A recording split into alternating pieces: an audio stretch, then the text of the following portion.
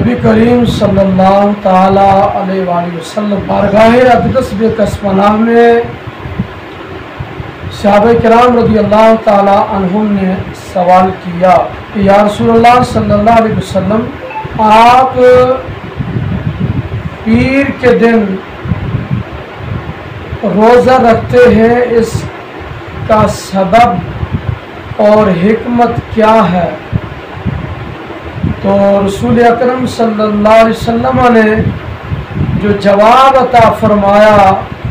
اس میں سر فہرست یہ بات ارشاد فرمائی کہ پیر کے دن میری ولادت ہوئی،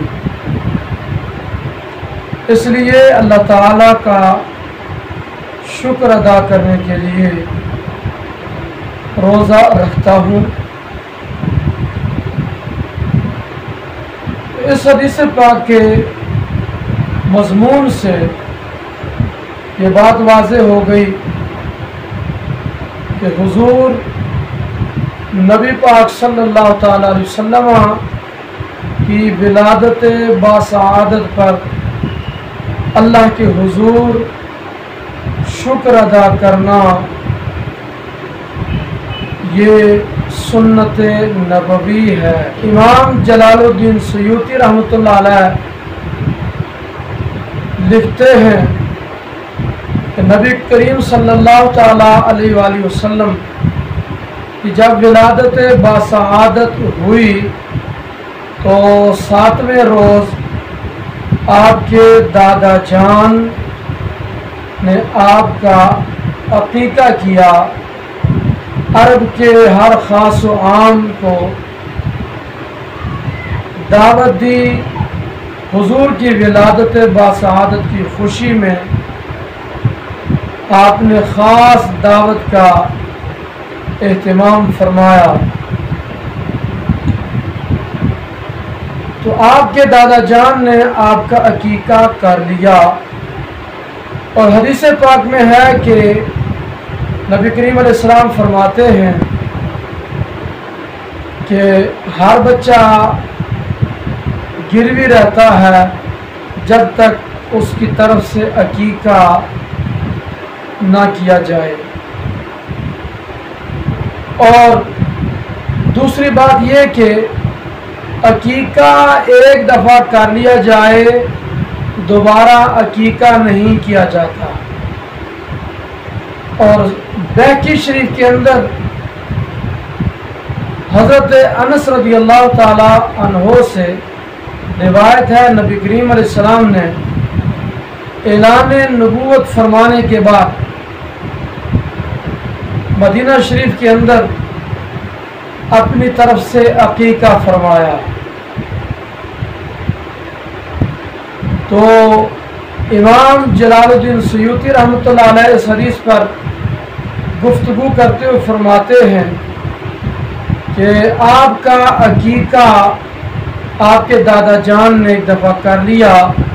اب دوبارہ عقیقہ کرنا یہ اس لیے کہ حضور نبی کریم صلی اللہ علیہ وسلم کو اللہ پاک نے عظیم شانوں کے ساتھ نواز کر اس کائنات میں مبعوث فرمایا، آپ کو رحمت للعالمین اور خاتم النبیین جیسی عظیم صفات عطا فرما کر اس دنیا میں بھیجا۔ تو حضور علیہ السلام نے اپنی ولادت باسعادت کی خوشی میں ان نوازشات پر اللہ کا شکر ادا کرنے کے لیے عقیقہ فرمایا۔ تو نبی کریم علیہ السلام کا اپنے یوم میلاد پر اپنی ولادت کی خوشی میں عقیقہ فرمانا یہ دلیل ہے اس بات کی کہ حضور نبی پاک علیہ السلام نے اپنا میلاد خود منایا۔ اگر جب نبی کریم صلی اللہ تعالیٰ علیہ وسلم نے روزہ رکھ کر جانوروں کو ذبح کر کے اللہ کے حضور شکر ادا کیا اپنی ولادت باسعادت پر، تو ہمیں بھی چاہیے کہ ہم نبی کریم صلی اللہ تعالیٰ علیہ وسلم کی ولادت باسعادت پر ہر طرح کا نیک عمل کر کے خوشی کا اظہار کریں۔ نبی کریم علیہ السلام اگر اس کائنات میں جلوہ گر نہ ہوتے تو یہ اعزاز جو حضور کی وجہ سے ہمیں ملا کہ پچھلی امتوں کو اللہ تعالیٰ نے جرائم کے ارتکاب پر عذاب میں مبتلا کیا، حضور تشریف لائے تو عذاب الہی اجتماعی طور پر ٹل گیا۔ یہ حضور کا صدقہ ہے، تو حضور کے باعث یہ سب کچھ ہوا۔ اگر حضور نہ ہوتے تو ہم کب کے ہلاک ہو چکے ہوتے۔ ہماری زندگی، ہمارا وجود حضور کی وجہ سے ہے۔ تو جن کو اپنے آقا و مولا صلی اللہ علیہ وسلم سے پیار ہے اور سچا پیار ہے، وہ ضرور خوشیاں منائیں گے، اور جن کو حضور سے رنج ہے وہ خوشی نہیں منائیں گے۔ نثار تیری چہل پہل پہ